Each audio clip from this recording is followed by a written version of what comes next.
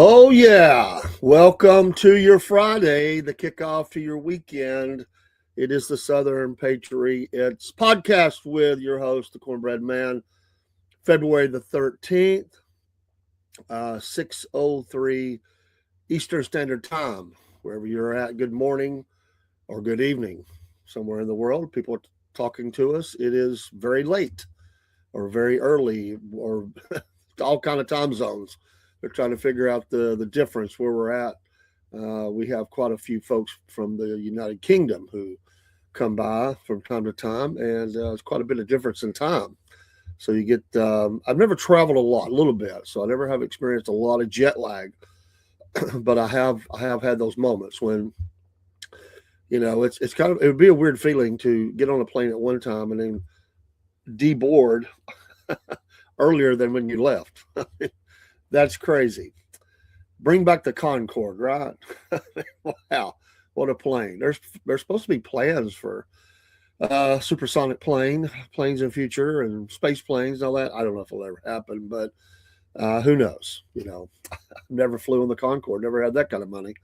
I don't know that I'd want to, but they able to get from Europe to America, America to Europe in a shorter time. They're all in. I mean, nowadays I don't really understand that anymore. Companies with today's technology really some things you need to be in person for. I get it, but most of the time you can handle about everything you need to over the internet through a Zoom meeting or some sort of telecommunications meeting. You can have multiple. You can have a platform that has thousands watching. 200 or more on stage if you want it, and you can get all the information you need and talk through stuff. And so sometimes I wonder how much these people really need to be flying around the country. I get it. Sometimes you have to be in place to inspect maybe the ones who are the inspectors there. But I think you could also do some of that in the country. I don't think you. I think it's very much rare that you really have to have anybody fly over. Now, sometimes that's somebody's job. I get it, but again, as much as you're flying somebody around the world, you could have a second person that would handle one part of the world, one person to have another. I don't know. Not trying to cheat the capitalist system, but I'm just saying, today's bottom line. I mean, it's harder to make a profit.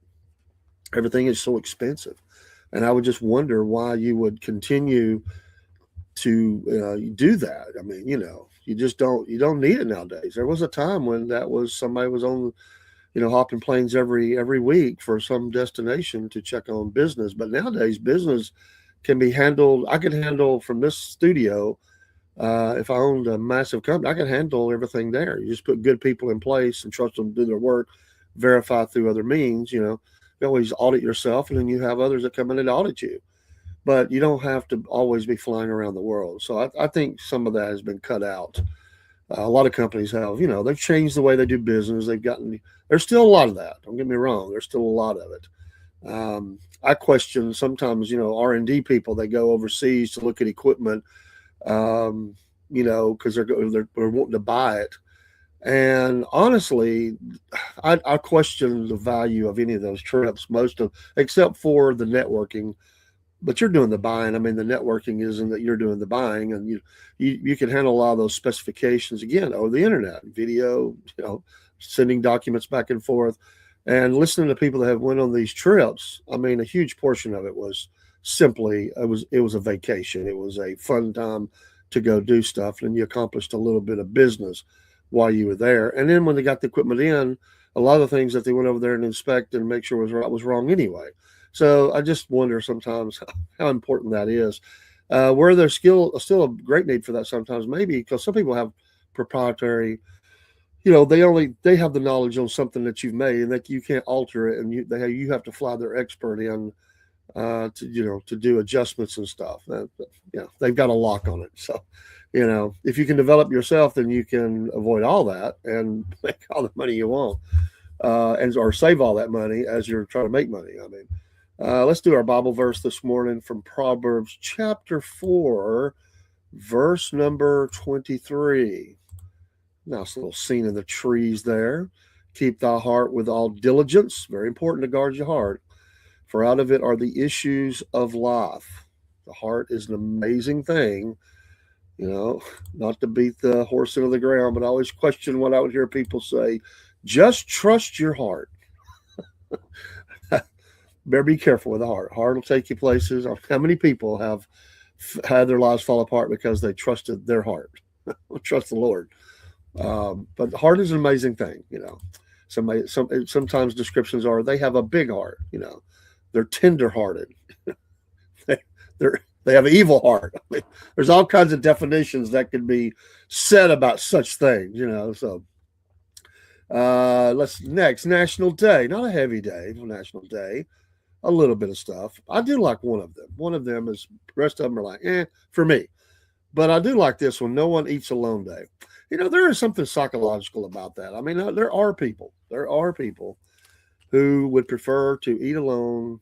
I do find value in it. Like there was times I used to, before the days that I would take, the electronics, I would go buy a paper or I'd take a sports page or whatever it was I wanted to read or a magazine, and I would go have a lunch where I would just read and eat a bite, and I do find value in those times, but that's not all the time. One time I was doing that, and busloads of kids came in the little pizza place I was at. I was like, I'm glad I'm about done because the lady said it was super quiet in there. They're like, "Sir, we just want to know if you want to get any more pizza." And I said, "Well, I think I'm done." She said, "Well, if I just want to let you know because we have like 5 busloads of kids coming out and look up out the parking lot." I went, "Whoa!" She said, "Yes, your silence is fixing to end." I was like, "Let me prepare to leave." Nothing against the kids, but I was like, as I walked out, the first load was already in the door, and yes, the temperature changed in the room. We'll say the DB level, and I moved on. So, but there is this great value of we have this social interaction that we enjoy with each other. It's like people that meet each other for the phrase, famous phrase, "Let's meet for drinks" or whatever. That could be Coca-Cola or whatever. I'm not saying alcohol, but there's this social interaction that we enjoy when we sit down with friends and enjoy the fellowship over coffee or whatever it is. That's just something, and I'm not saying a huge group. It's just two people, close friend, whatever. You go and you meet somewhere, and maybe you're even talking over some plans about something or some business, but along the way you're doing the social, just talking about life and how's your family and or memories you have and sports, and there's great value in that. So it is sad if somebody never has anybody to go eat with them, and they would want that. That would be sad. And I haven't many times ran into people that I knew when I went out on a. I was by myself. This was back years ago. My wife was working. It'd be like the kids are at school, and I'm off that day. And I usually would just come home and eat at home, or if I went somewhere to eat, I'd bring it home, and watch TV or something if I was just vegging out that day or whatever. But at times I did run into people I knew, and he'd be like, "Hey, man, I hadn't seen you in a long time," and you end up, impromptu. You didn't plan on it. You end up having a friend for lunch or whatever it is, and it turns into this great thing. So I get that. There is value in the loan if you just wanted to, kind of deprogram. I understand that fully, and just rest your mouth. I mean, if you have a job where you have to talk a lot, I could see that being even more important. I have people I know, and they, I mean, really could just eat at work every day. It's not about the eating out. It's not about the food even. It's like they don't like where they go, but they were telling me here a while back. They said, I just there's groups of people from work that go eat together, but there's some people, and they've told me, they said I tend to get out a couple days a week. I will leave work and I will go somewhere and I will sit by myself, and I just want that alone time to kind of take a mental break from all the things that they're doing in their job. Because if you try to eat at work, if they see you there, they're always going to keep coming in, and that can be, you want to help, but at the same time, it's your lunchtime, and so the easiest thing is to remove yourself for a short time and just go have that time and take a break. And I had not been doing that. I just been coming in. I would eat, or if I ran, I went and got something, came right back, and I was working at my desk. And one day I said, "No, I'm going to do that." It's not been that long ago. I said, I'm going to do that. I just never do that. And I just sat in my car.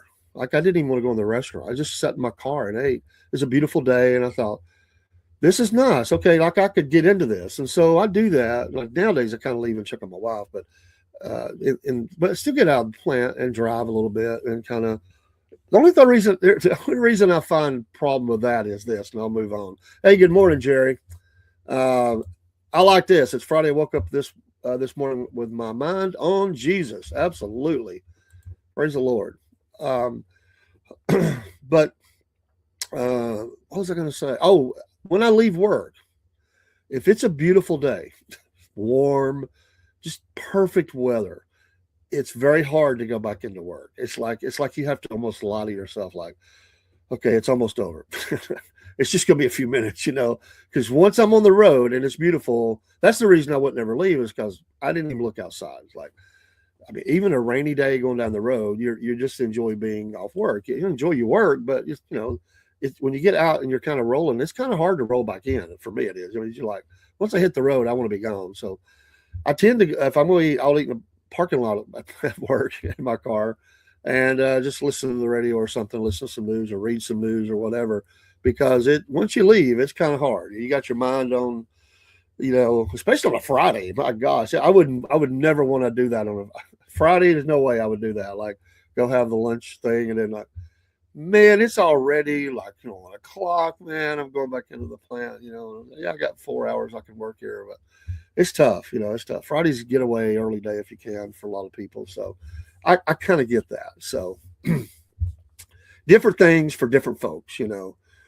So there was your Bible verse this morning, and the national day, as I said, was no one eats alone day. Um, let's see, National Cheddar Day.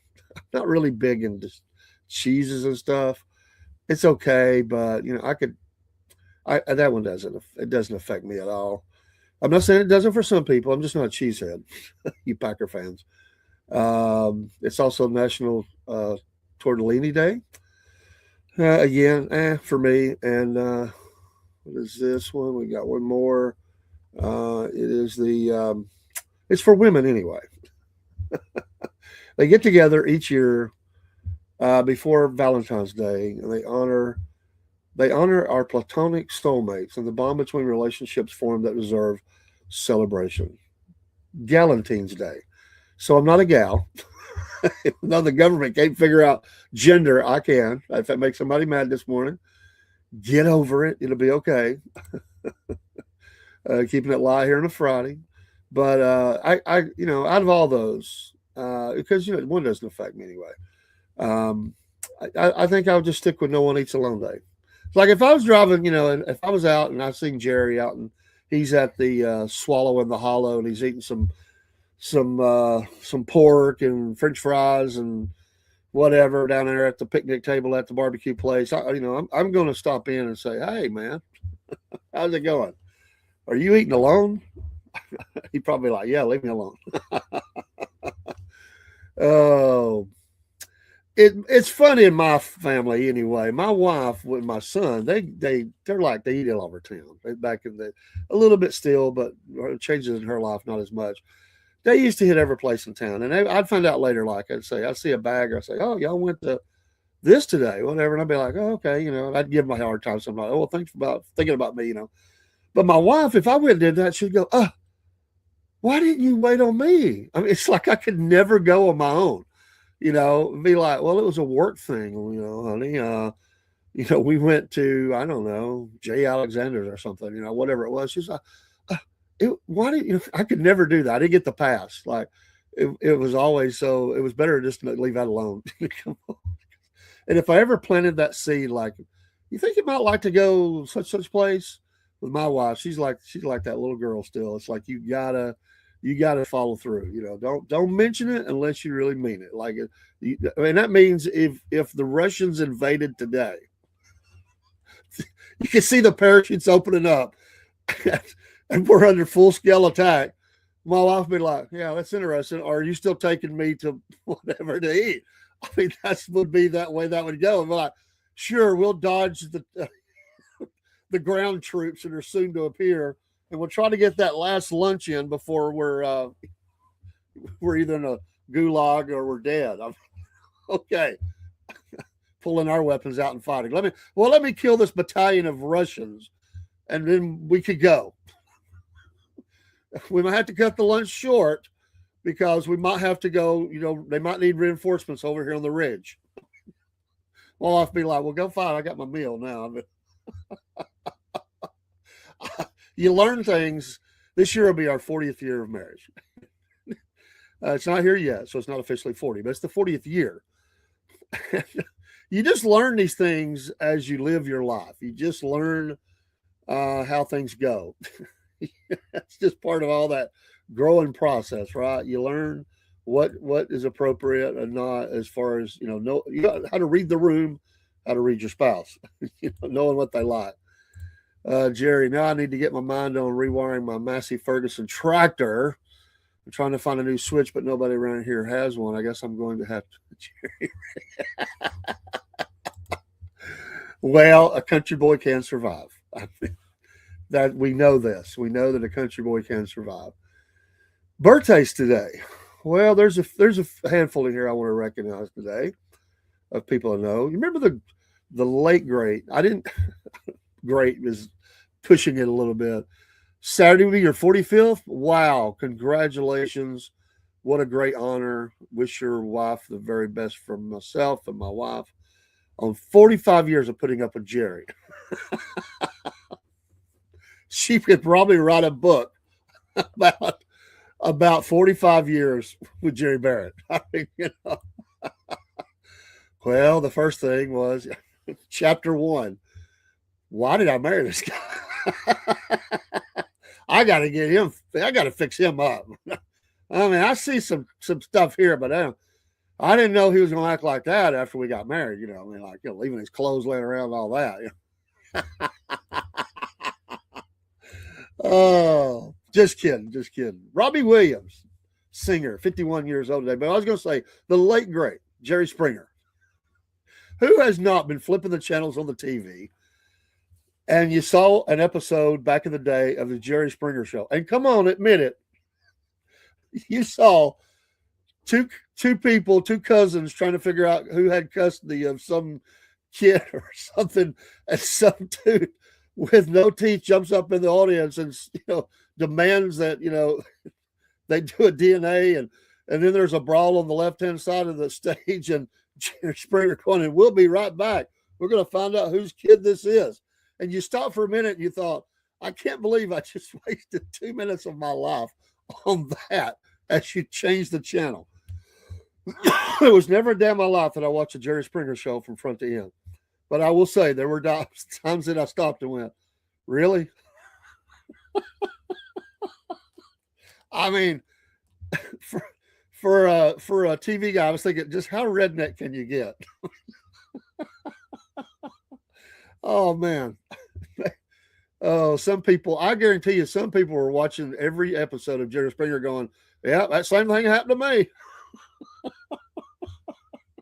I'm still going through it. Or they were sitting there going, oh, I hope nobody finds out. Oh, you know what? You have accomplished something in life. There are those people, and you could even shorten that down to the Springer Show. You don't even have to say Jerry. There are certain things in life that will live. They're legendary stuff. Whether you like it or not, doesn't matter. Elvis, I mean, like you could just say Elvis. You could say the Beatles. You don't have to say all their names. The Beatles. There's just those things. Ali. Everybody knows what you're talking about. You have that is imprinted on the consciousness of a population of the world. Springer is one of those. For better, for worse, that dude created a whole subculture that everybody knew it instantly when somebody said, is this like a Jerry Springer show? Everybody sees it and envision it in their brain. They do not have to even stop for 1 second to go, who? Now, today's generation, yeah, but all of the people my age, certainly. Jerry Springer, a very philosophical man.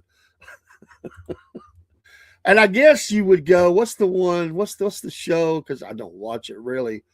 what's the psychologist show? I can't even remember that dude's name. He's another one I think that nowadays has become that guy, and I know it and I can't think of it. So I'm my brain.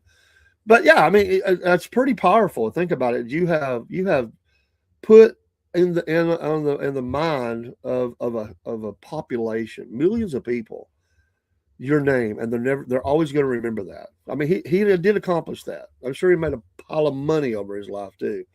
It would be nice to go back and do the follow up, like go back and find like the top 10 Springer moments, and go back if they're still living and find out where they're at today. That would be dang interesting. I would. Yes, Dr. Phil, thank you. Dr. Phil is another one. Yeah, millions of doctors out there. You say Dr. Phil, and somebody goes, "Oh, I like that show. I like me some Dr. Phil." I just get it, man. It's like you have made it. Like the rest of your life, you don't have to work hard. Everybody knows who you are, and you can write books, you can go on TV shows, you can have your own show, you can do a radio show, you can do whatever you want. You have arrived. You have you got your 15 minutes of fame and then some. And these guys like that, they have. But rest in peace, Jerry Springer. He died in 23. He was born right in the middle of the Great War, 1944. Right, was it really intensifying to its biggest point. Who else? There was a couple of more I wanted to get to. Um, James Olmos, was actor, still living, 78. Remember him in so many things. Football player Randy Moss. I always liked the way Randy acted, but what an amazing talent that Randy Moss. He's 48 today. Pardon me. I've seen him. This guy's one of the greatest receivers, honestly, of all time. I mean, amazing talent. Just never. Sometimes didn't make the right decisions. But he definitely deserves his props on the football part. Stockard Channing is 81. It's hard to even believe that.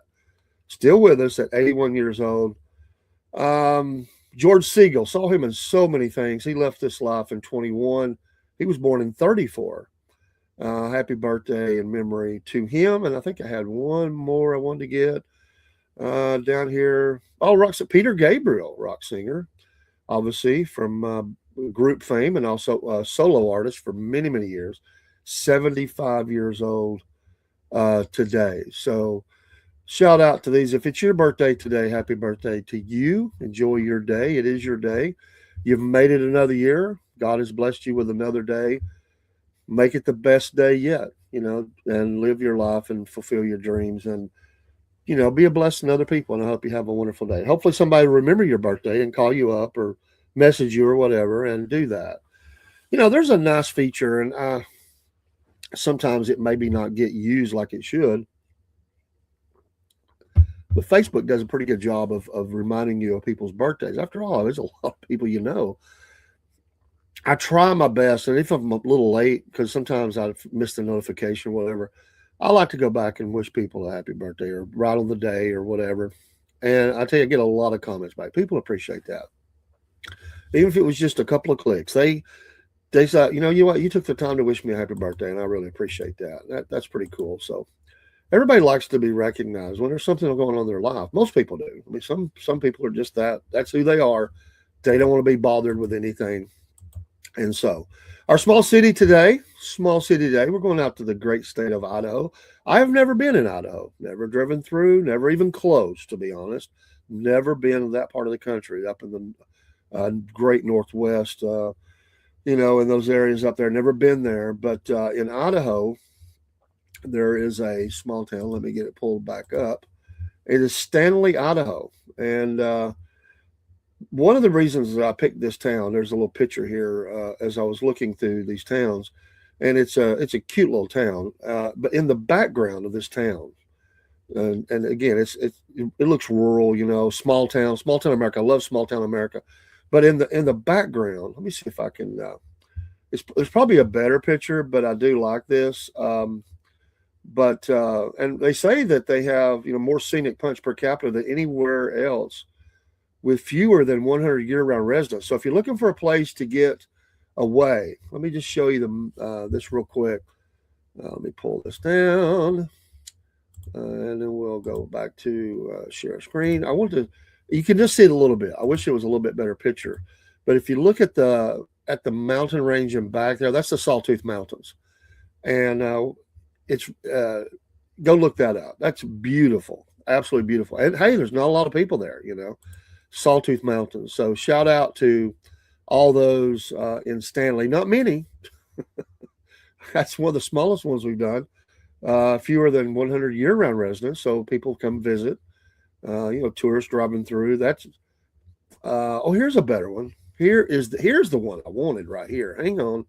This is the shot that I wanted. I didn't scroll down far enough. This is awesome. Check that out. That's beautiful. Give me a rocking chair right there on that little porch right there with a cup of coffee and the good book with those mountain range right there. Man, I am. Good morning, Daryl. You talking about a blessing from God. I could sit there and read scripture and pray and rock and drink my coffee and look off in the distance, those mountains. I'd feel like I was in heaven almost. I mean, that is a beautiful shot.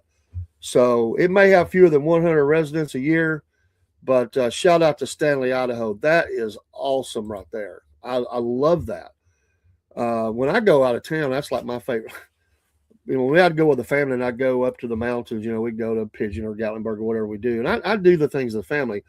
But after a little bit, I'm like, after the, 20th store or whatever, I just take I sit out front. Because a lot of places got rocking chairs or benches or whatever. And I'll say, y'all have at it. I'm kind of shopped out. And I'd sit there and read my Bible and then I'd talk to people. You meet people from all over the country and the world. And you'll meet other Christians. And that's what I like to do.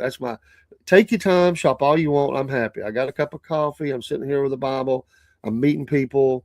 And it's a blessing. That's me. People want, and then when you get older, like I remember one year we were in the mountains. We was at this hotel. And they had we were sitting in the rocking chairs. It was a beautiful day. And everybody's talking about going and doing this, going and doing that. Me and my wife was like, yeah, y'all have at it. We're tired. We're going to sit here in these rocking chairs. I think we fell asleep in the rocking chairs. It was a great day. We woke up and went out to eat. It was a great day. That's Jerry on Saturday for his 45th anniversary. Jerry Barrett's going to be sitting on the porch with his dear beloved.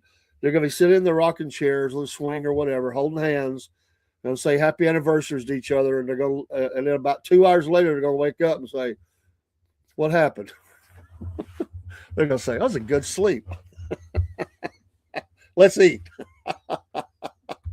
I could see that, Jerry. I know, knowing Jerry, he'll be cooking or something. They'll have a quick lunch or dinner or something, and you better get her some roses or something, dude. I mean, 45 years. She's had a rough year too. She's went through it as well. She kept us informed when you couldn't. She deserves an award for all the stuff and you know that. I'm not telling you anything you don't know, but you need to do something somewhere where she can go laugh and have a good time. Take her somewhere she can just laugh and smell the roses and have a good time. And y'all look back over 45 years and go, wow, all them great grandkids you got. That's cool stuff. All right. So news headlines this morning, and then we'll just kind of talk about whatever you want to talk about. They've not released a whole lot of the plan for Gaza. There's a lot of points, and they've been trying to get to this point, but President Trump has got this peace board, and it's an interesting concept. Let's see. He says, "I wish our 10-year-old granddaughter is spending the night." Oh boy. Well, thank you. It's kind of become my thing to wear. It's comfortable, keeps my head warm, covers up my bald forehead, and it's comfortable. So it's kind of become my hat for the show. That's the only place I did wear it in the house the other night. My granddaughter goes, "What are you doing wearing that hat?" She wanted to put it over her head, though. She's like, "I like that." So appreciate that, Daryl. But the Gaza rebuilding plan is going to be revealed next week. And, it's still in its formative stages. But this peace plan or this peace board, they got a lot of people from different countries on it. There's a lot of people, he said, has offered a lot of money. They're not saying numbers yet, a lot of money to help with the rebuild effort. And there's supposed to be all these different people that have a seat at the table. and they're going to get through the next part. This is where it's really going to be. This is the tedious part, because Hamas has to lay down the rest of the Hamas that's living. Most of them are dead. The ones that are living got to lay down their weapons and join forces or get the heck out. We give you free passage to leave, Mr. Terrorist, but you either lay down weapons and join the effort or out. So that's one of the big things there. They got to start putting back together Gaza. But there's a little talk out there, apparently, that there's a fear in around the world that President Trump is trying to start the new UN, the Peace Board. You know what? I wouldn't put it past him to do something like that. That he puts together these group of leaders, powerful, influential people, maybe not even leaders of their countries now, but used to be, and he starts shifting a lot of. Because I'll be honest, I don't care for the UN anyway. I mean, I think it'd be funny if he was doing that. But anyway, there's going to be a lot of attention put on that as they move forward. Another big thing that he did this week is in the news today. I've been hearing about it. Is this EPA rule change that they have done? So on yesterday, they announced the repeal of a scientific finding that greenhouse gas emissions endanger human health. This is a game changer. Removing the legal basis for federal climate regulations. Every environmentalist, leftist, their heads are going to explode, or are exploding right now. It also ended subsequent federal greenhouse gas emission standards for all vehicles. All. California, Gavin Newsom, his gelled hair is on fire right now. For all vehicles and engines of model years 2012 to 2027. The move represents the most sweeping climate change policy rollback by the administration to date, after a string of regulatory cuts and other moves intended to unfetter fossil fuel development and stymie the rollout of clean energy. Quote, under the process just completed by the EPA, we are officially terminating the so-called endangerment finding, a disastrous Obama-era policy that severely damaged the American auto industry and drove up prices for American consumers, Trump said, announcing the repeal beside EPA Administrator Lee Zeldin and White House Budget Director Russ Vought, who has long sought to revoke the finding. That's huge. Trump said he believes man-made climate change is a hoax and has withdrawn the United States from the Paris Agreement, as well as ending Biden administration-era tax credits aimed at accelerating deployment of electric cars and renewable energy. Wow. I mean, that's huge right there. I mean, massive right there. Jerry says we probably will sit in our rockers and think about our honeymoon and sing Precious. Oh, you're right, Daryl. I mean, man, we are just entering into wow, things are happening at lightning speed too. Like that's like big. So the article goes on, but that gets the gist of the story. That is major. I was hearing about it yesterday as I was running around, but I was very busy. I didn't have time. It was after the show and I heard that they did that. But that is big, big. So you got three. There's a lot of big news stories, but these are three of the biggest. I think is the Peace Board, this EPA rule, and there's one more. If I can get my page to act right, there is one more I wanted to get to, and it's from Representative Mace. Quote: not that we are surprised, but quote: you would be shocked by redacted names in the Epstein files. You would be shocked. So she's seen them. She knows what they are. I have said this from the beginning. To cleanse the nation, every name has to be shown, and let the chips fall where they may. And it should happen around the world. But I'm saying for America, this sin and these people that are involved, to whatever level they are, if they're in there, it doesn't mean that they were doing to the worst of it, but they have a connection. It needs to be known. And you listen, it's a horrible story. We got to cleanse it. It's a stain on the nation. It's horrible. It's human trafficking and child abuse, and it's the worst of the worst. It's sickening. I don't want to see. I don't need to see. My mind. I know enough to know what. Some people got to watch all that stuff. I don't want that planted in my brain. I know what it is. Let's just prosecute them and put them in jail. Send them to the island. And you're right, Daryl. It'll never happen. But and that's what kills me about this administration. That's what kills me. It's the same thing. Mace is doing the same thing. Bondi's done. Bongino done. and Cash Patel's done. They throw you a bunch of big news out there, and it becomes a nothing burger. Nothing happens with it.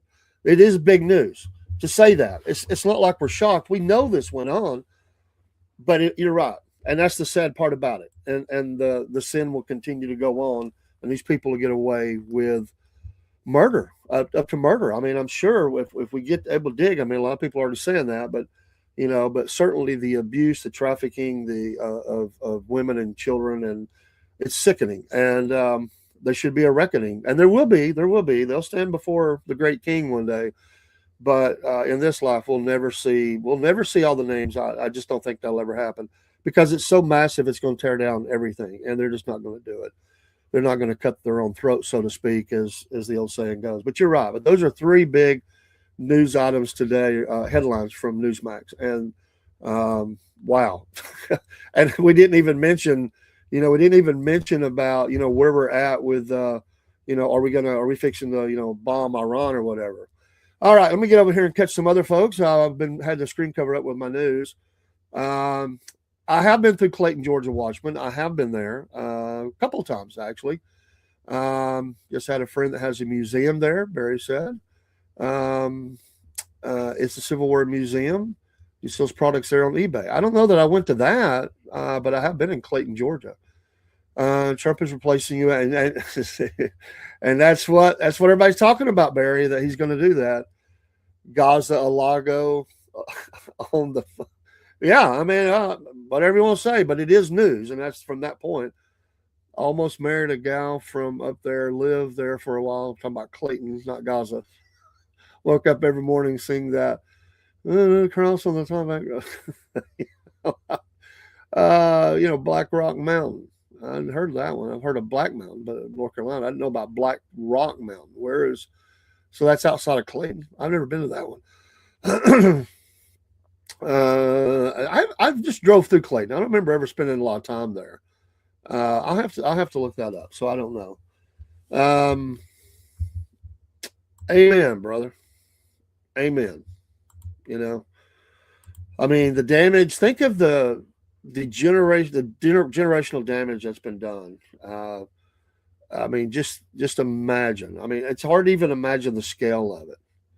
Even the scale of it. And this doesn't even talk. This doesn't even cover the rich and elite who go take their floating palaces around the world and they do the 24-hour marriage to underage girls. The 24-hour marriage and then do the divorce. I mean, this is the world of the sicko rich out there, and it goes on every day.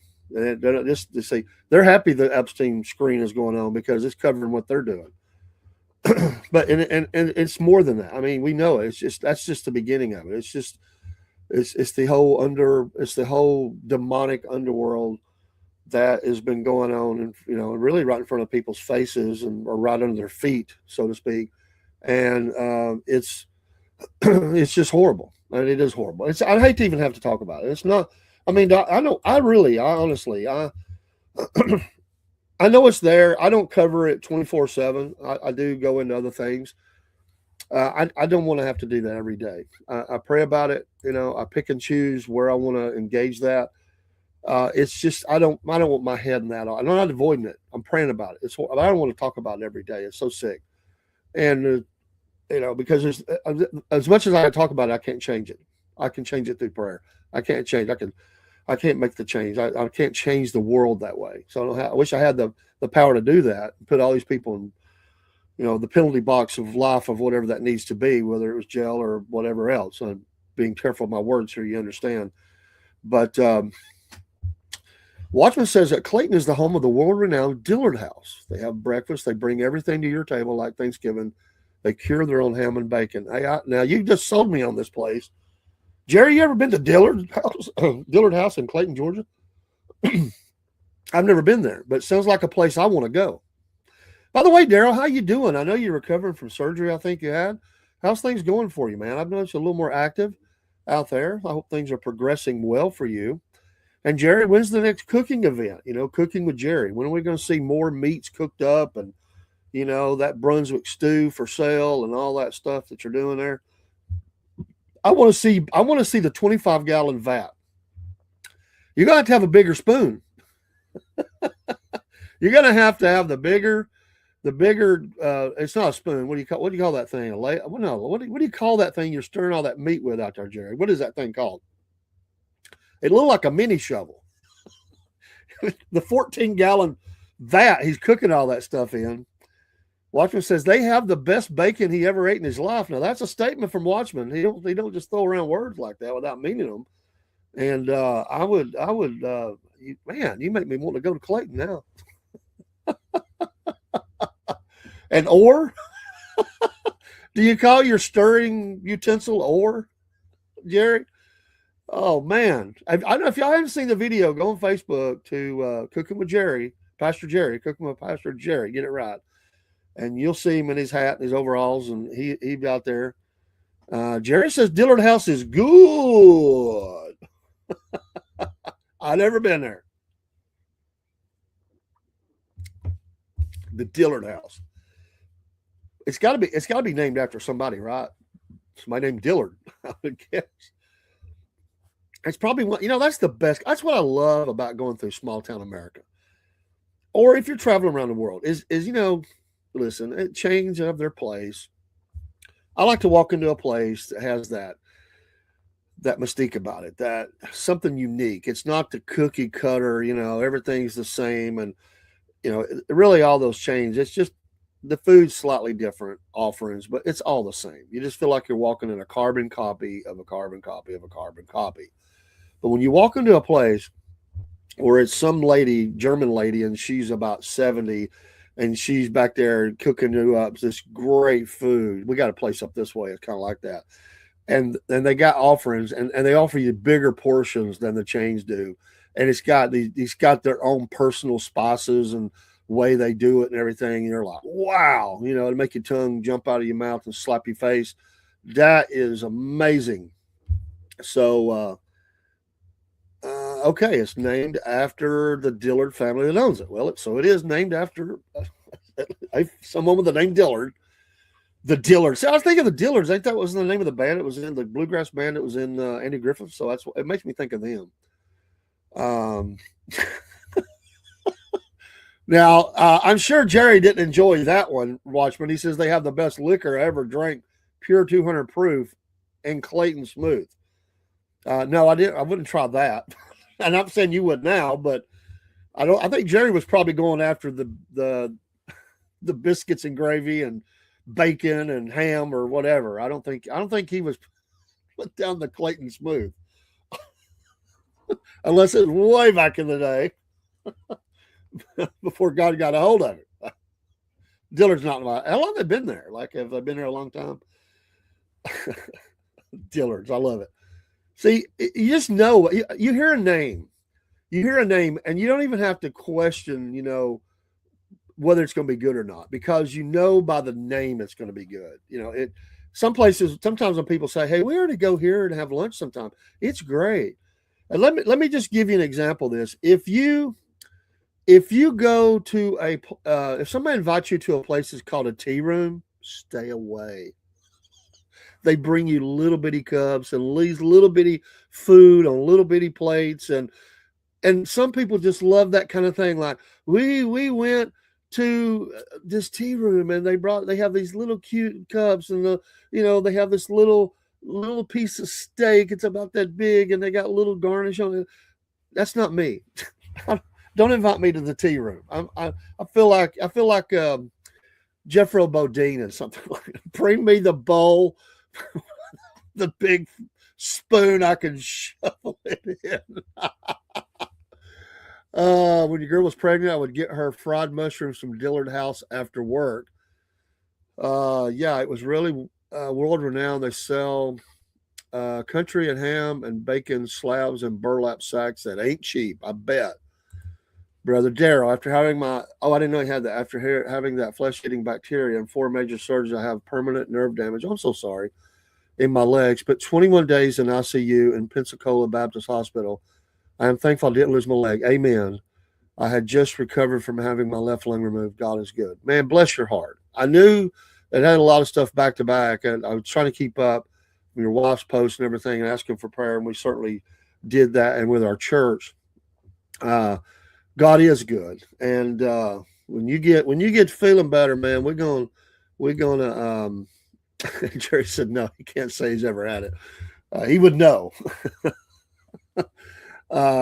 We're gonna have to get together, man. We'll have to have you. We're gonna have. I love to have you come in and just share the word, share your story, and that would be awesome. And thank you, Jerry, for that.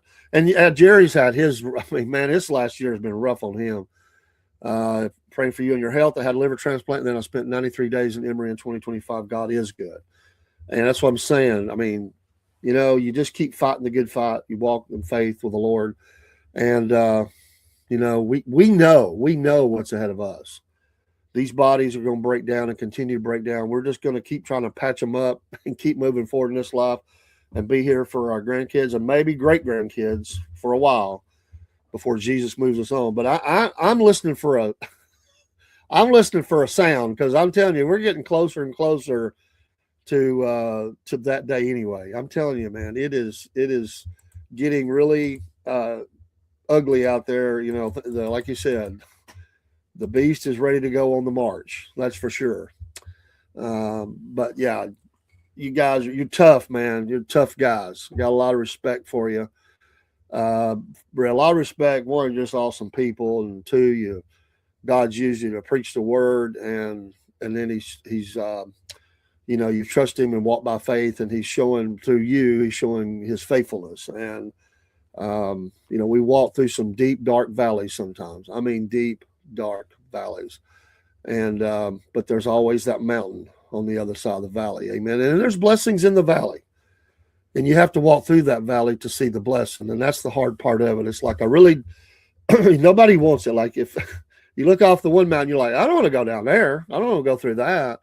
You don't even know it's coming, but you find yourself in it.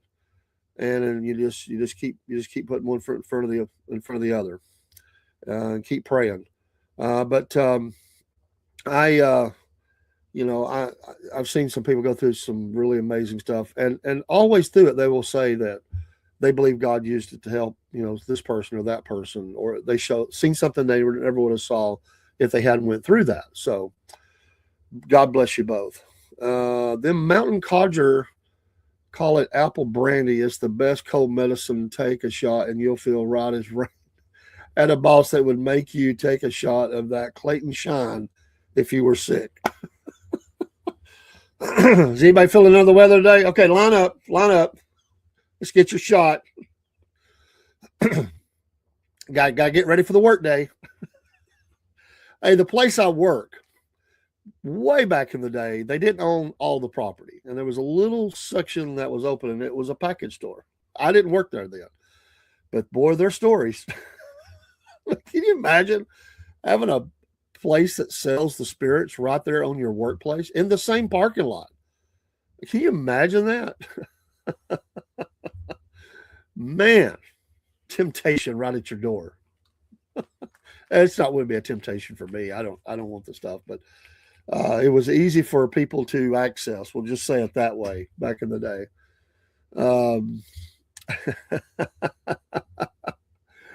Well, yeah, Jerry, she's got that talent, man. There was one time I have one, and I would use it in demonstrations and teaching courses, and also in sermons. And one time I was doing this Bible class, this class, and I brought it in because we were studying feast, and I just could not get it that night. It sounded like a sick elk, and the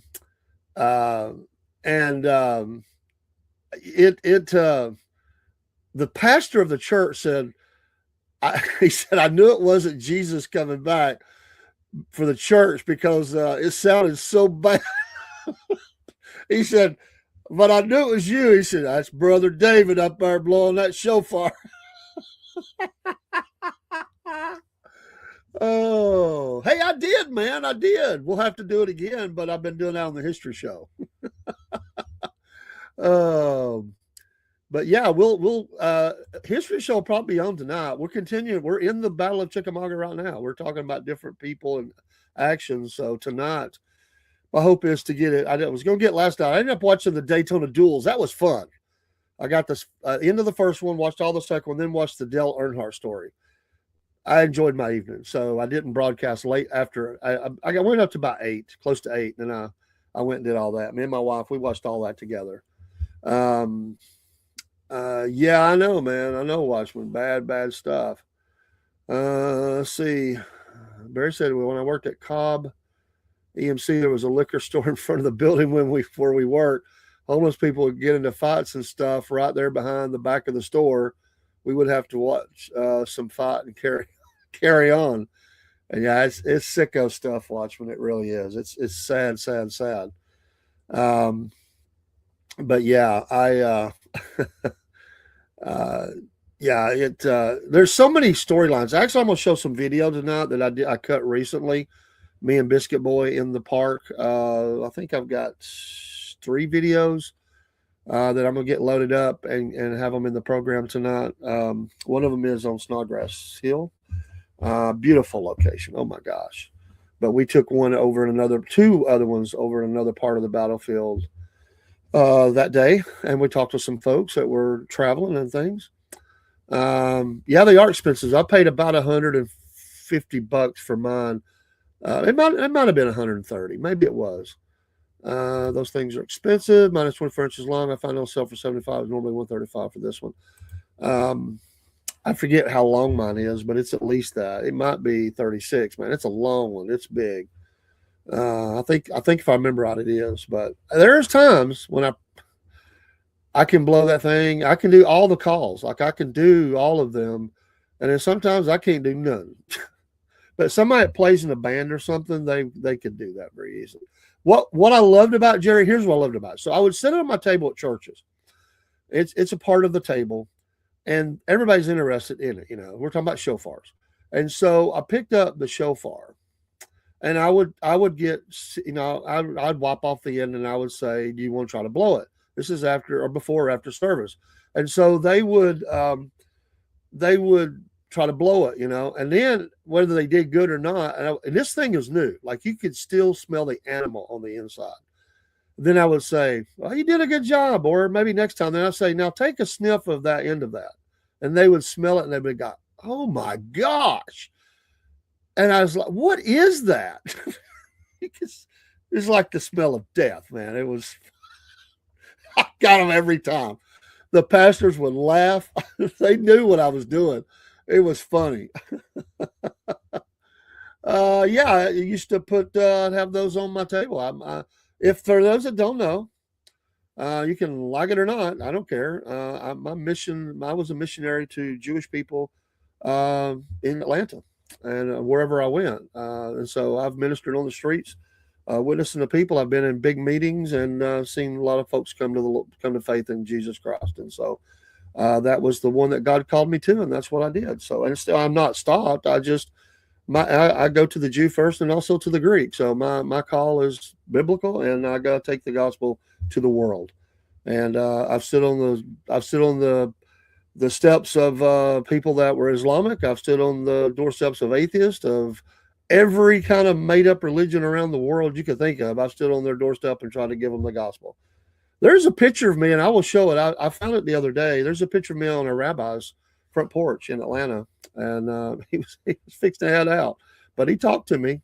I didn't know it was the rabbi's house, but I was there. So I worked in Jewish communities all around Atlanta. Sure did. I went, got screamed at, and I had others that brought cookies out and thanked me, and were very, very kind and wanted the information, and they took Bibles from us, and even on the Sabbath, we were able to do a lot of stuff. But I've got a lot of blessings that way. So, but I had on my table, and I'm going to show another thing I got too that I had made, but I still got all my stuff. I just haven't.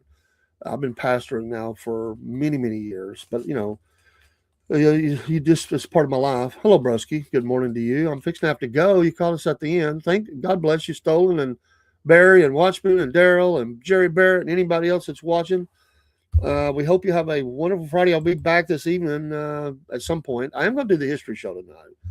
I am going to do the history show. I've been putting that off. Just not really putting it off. Just been, a lot of things going on. Still working out my schedule of kind of how it goes.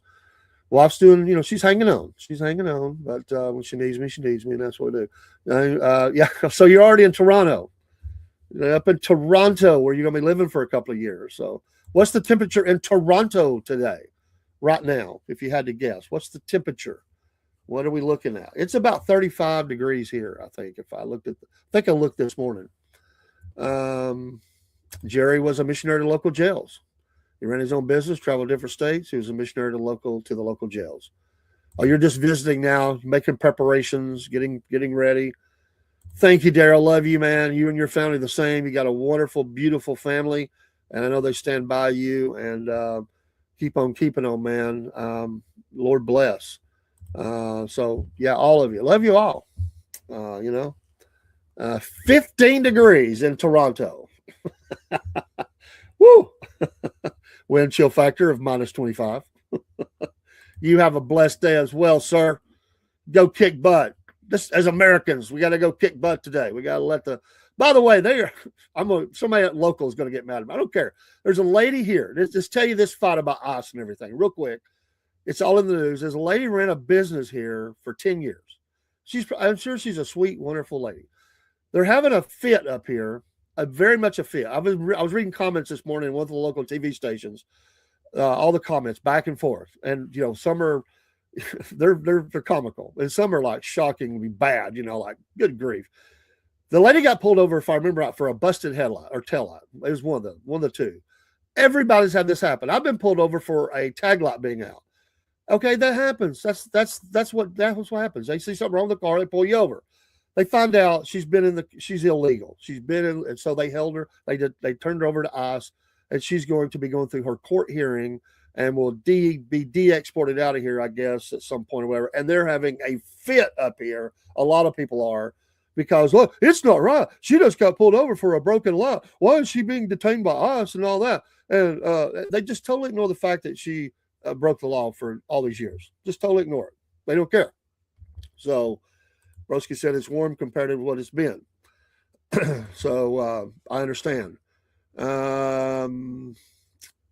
Watchman said he did some jail ministry of the owner of Garrett Paving. Trump is going to take us to a grand war. Yeah. Well, that's probably going to happen. I mean, I feel like I said this months ago and people got mad at me about it. Like, we ain't going to go to war. I still think it's coming. I think that I said this months ago. I mean, I'm not bragging on me. I just asked people, I said, do you think we're getting on a war footing? And everybody said, no, I think we're just getting us ready, getting us back to where we need to be. I said, I think it's more than that. I really hope not. I don't want war. I don't want it. But yeah, Nancy Mace, shocking what names will be revealed. Well, then shut up about it. Either release them or shut up about it. I honestly don't like that statement. If you're not going to share the names, why make that statement? Come on, Representative Mace. If you're not going to show us all the names, shut your mouth. Really, honestly, that's stupid. Why do you say that to the American people and to the world? You've seen them. Okay, you got your little hands on the list. Now you know. Now you know who these people are. Come on, that's stupid. Go read that article, Nancy Mace. That makes me mad. Good grief. And you're right, Daryl. They're not going to do jack one about it. But yeah, back to war. Get ready. It's coming. Iran's probably going to be the target first. We'll probably hit Cuba. Maybe a couple of strikes on some drug compounds down in Mexico. Maybe we land in force in Greenland, and Trump comes off the military transport like MacArthur with a cigar in his mouth. I claim this for America. Oh, you're right. Watchmen, that they were supposed to be released and unredacted. But they're not doing it. Bondi should be fired or in prison. I'm sick of her too. By the way, Kennedy's ripping at any y'all. I mean, we talked about the one video, but boy, he was ripping them people. What about Ellison up there not even admitting his job? It's like you're not even going to say what your job is. These people are sick, sick. My hope is that if they cleaned up Cuba and Haiti, you could send the immigrants back there and they will be happy in their own country. Well, they ain't just from there, though. I mean, they're from everywhere else, too. Not that that couldn't be a location for a colony. I mean, that's my last thing this morning. How many of those liberal elites? How many of them beat us Americans up over we should have concern and compassion for Haiti?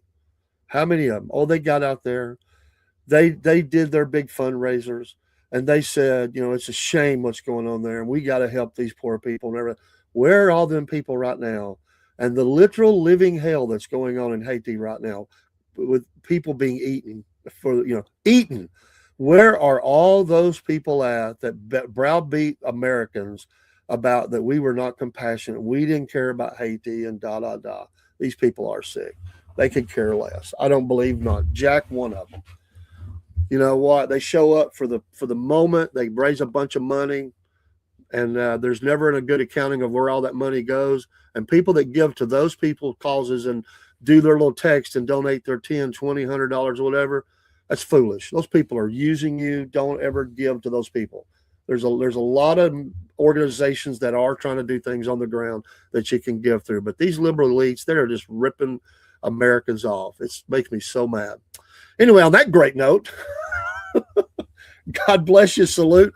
Let's get out of here and let's go get Friday, get some things accomplished at work, and we'll be back tonight. We'll have a great weekend, hopefully, and it's a great day to be an American, right? And I was born here.